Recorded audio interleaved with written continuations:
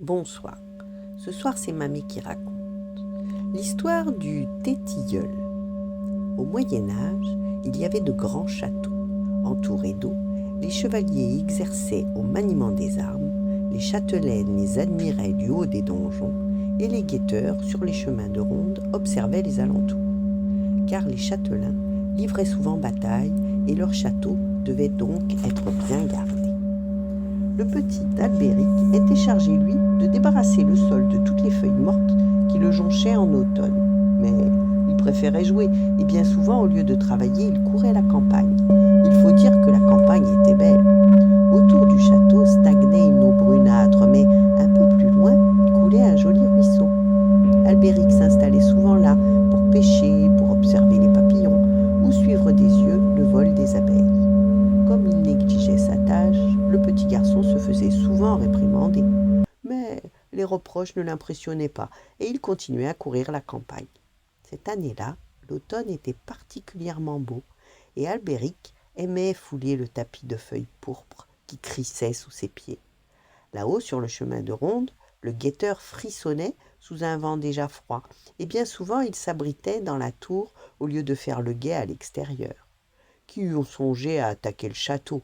Le seigneur n'avait pas d'ennemis. Albéric, de son côté, avait beaucoup de travail. À peine avait-il ramassé les feuilles mortes que d'autres feuilles tombaient à leur tour, le forçant à recommencer sans cesse son ouvrage. En outre, il devait brûler les feuilles mortes avec les brindilles et les détritus. Quand il eut ramassé une charretée entière de feuilles, il se sentit bien las. Comment, se dit-il, comment pourrais-je m'y prendre pour m'en débarrasser facilement? Si je veux brûler toutes ces feuilles comme d'habitude, je dois d'abord pousser la charrette jusqu'à la prairie très loin, car le maître ne veut pas qu'on fasse du feu près du château. Moi, je suis fatigué, je n'ai pas envie de faire ce travail. Albéric eut soudain une idée. Pourquoi ne pas jeter les feuilles dans le ruisseau? Le maître n'en saura rien. Aussitôt dit, aussitôt fait. Au lieu de brûler les feuilles, Albéric les précipita dans le ruisseau, et toutes s'éparpillèrent à la surface de l'eau. Ensuite, Albéric alla s'asseoir dans un coin tranquille pour faire la sieste à l'abri du vent. Pendant ce temps-là, dans la tour, au bout du chemin de ronde, le guetteur s'était endormi, las d'observer en vain la campagne dehors sous la morsure du vent. Là, pendant son sommeil, un châtelain voisin, jaloux et ambitieux, s'approcha du château avec une troupe armée.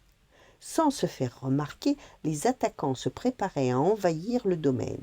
Toutefois, avant d'engager le combat, ils s'arrêtèrent pour boire. La marche avait été pénible, car ils étaient vêtus d'armures très lourdes et portaient des armes encore plus lourdes. Ils burent de l'eau du ruisseau, dans lequel Albéric avait jeté les feuilles mortes. Alors, un phénomène étrange se produisit. Les hommes qui, quelques heures auparavant, étaient prêts à engager le combat, se sentirent soudain moins excités. Un calme étrange les envahit. Même le châtelain envieux n'avait plus envie de se battre. Il s'assit avec ses hommes le long du ruisseau et s'endormit comme eux, bien que la nuit ne fût pas encore venue. Un peu plus tard, sa sieste terminée, Albéric eut envie de courir jusqu'au ruisseau pour voir si les feuilles avaient été emportées par le courant. Et à sa vive surprise, il découvrit les hommes endormis et courut au château où il put prévenir le guetteur. Celui-ci donna l'alerte, le châtelain et les serviteurs chassèrent facilement les ennemis, surpris en plein sommeil. Quand le châtelain apprit que l'alerte avait été donnée par Albéric, il voulut entendre le petit garçon. Celui-ci avoua qu'il avait jeté les feuilles dans le ruisseau au lieu de les brûler. Et le châtelain comprit que ses ennemis s'étaient endormis après avoir bu de l'eau de ce même ruisseau. Or, cette eau, souvenez-vous-en, charriait les feuilles mortes ramassées dans le jardin du château. C'étaient des feuilles de tilleul. C'est ainsi que l'on découvrit les vertus calmantes du tilleul. Et depuis ce jour, on en fait des tisanes pour mieux dormir la nuit. Voilà, bonne nuit, faites de beaux rêves et à demain.